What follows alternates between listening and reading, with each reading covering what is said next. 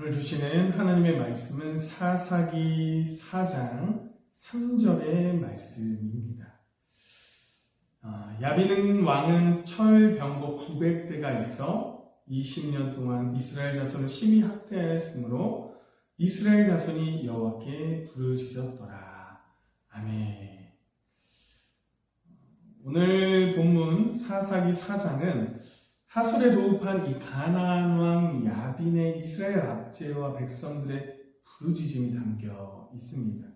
그리고 여선지자로 이스라엘의 사사로 임명된 드보라와 그녀를 돕는 바락의 출전에 대해 담겨 있는데요.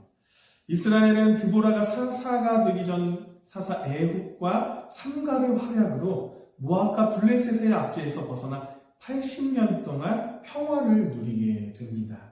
그러나 이러한 평화는 이스라엘로 하여금 과거의 징계와 구원의 은혜를 망각하고 다시 마음을 강팍하게 되어 하나님을 배반하게 되었습니다. 그리고 이러한 범죄는 하나님의 징계로 이어지는데요.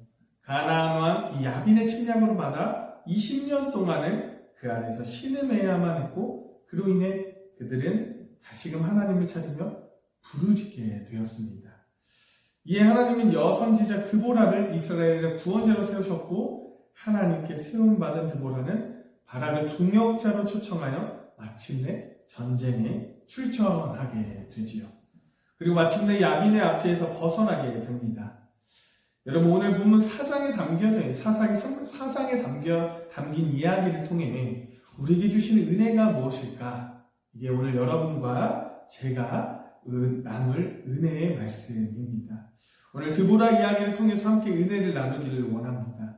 먼저 우리 2절 말씀을 2절 말씀을 먼저 보도록 하겠습니다. 2절에는요. 여호와께서 하솔에서 통치하는 가나안 왕 야빈의 손에 그들을 파셨으니 그의 군대 장관은 하롯셋 학고임에 거주하는 시스라요 라고 이렇게 기록되어 있습니다.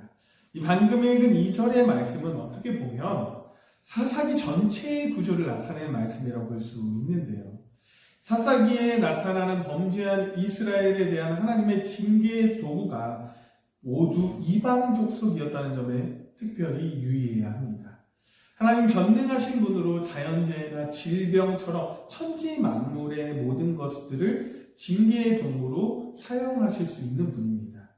그러나 사사기에는요, 이스라엘 범죄에 대한 징계 도구로 이방 족속만을 등장시키고 있다는 것이죠.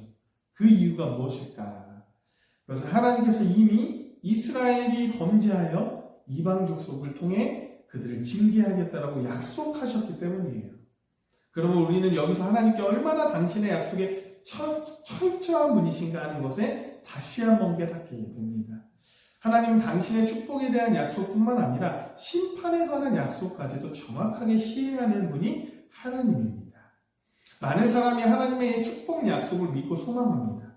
하지만 하나님의 심판 약속에 대해서는 소홀히 여기는 경향이 있습니다. 그것은 사람들은 자기에게 좋은 것만 들으려고 기억하려고 하는 습성 때문입니다. 따라서 우리는 이러한 하나님 앞에서 우리 자신을 돌아보며 두려워할 줄 알아야 한다는 것이죠. 하지만 우리는 하나님의 심판에 대해서 너무나 가볍게 생각하고 있다는 것이 문제입니다. 3절 말씀을 다시 읽어보도록 하겠습니다. 야빈 왕은 청을병거 900대가 있어 20년 동안 이스라엘 자손을 심히 학대하였으므로 이스라엘 자손이 여호와께 부르짖었더라.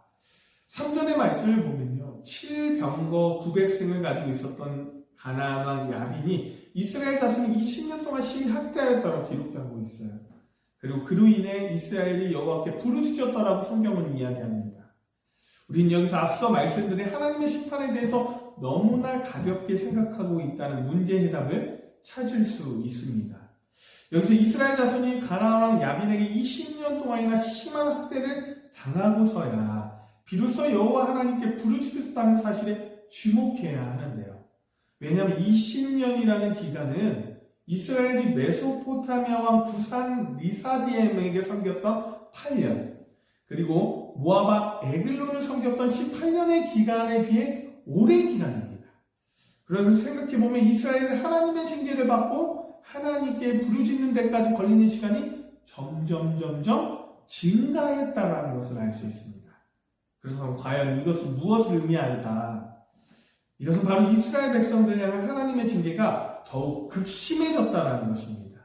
그리고 이는 역으로 이스라엘 백성들의 마음이 전에와는 다르게 극심한 징계를 받아야만 돌이킬 만큼 더욱 강팍해졌다는 것입니다. 다시 말해서 이스라엘 백성들의 심령이요, 하나님의 징계에 그만큼 단련되어졌다는 거예요. 한마디로 맷집이 좋아졌다는 이야기죠. 요즘 우리 둘째 아이가요, 맷집이 좋아져서 그런지 지 엄마가 예전에는 눈빛만 딱 째려봐도 울고 그랬거든요. 요즘 혼내면요, 하는 말이 나 할머니네 집 가버린다, 이렇게 협박을 합니다. 이처럼 이스라엘 백성들이 변했다라는 것입니다.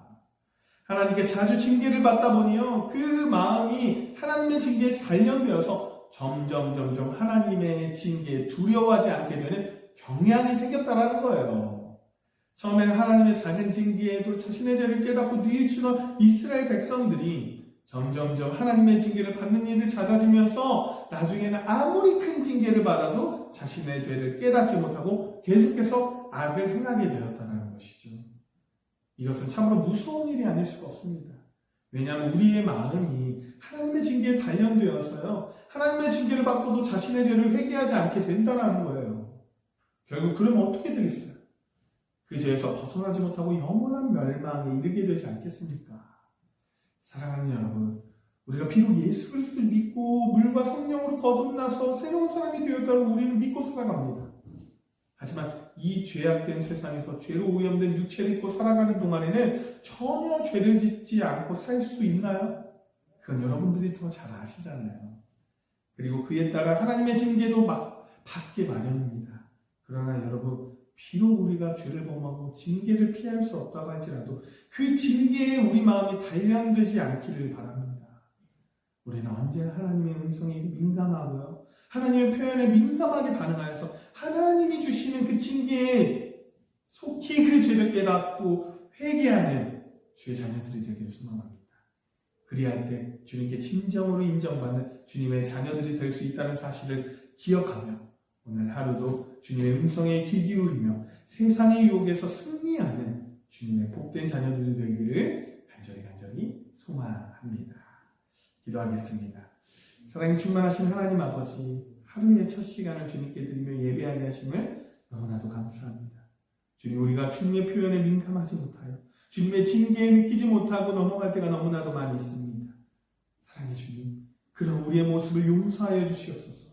더 주님의 음성에 귀 기울여서 오직 죄로부터 멀어지는 삶, 온전한 그리스도의 삶을 살아갈 수 있도록 주님 우리 인생 가운데 역사하여 주시옵소서. 이 모든 말씀 예수 그리스도의 이름으로 기도드립니다. 아멘.